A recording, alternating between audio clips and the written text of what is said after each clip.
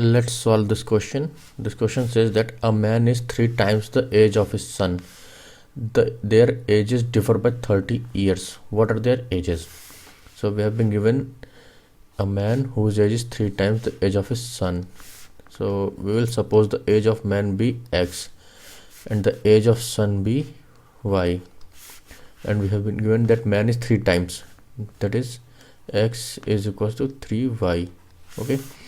Then we have also been given that their ages differ by 30 years. That is x minus y is equals to 30 years. So from here x is 3y.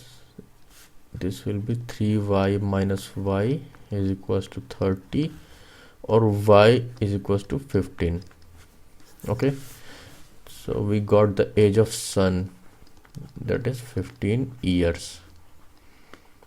And that the age of man is equals to 15 plus 30, because their age differ by 30 years, that is 45 years.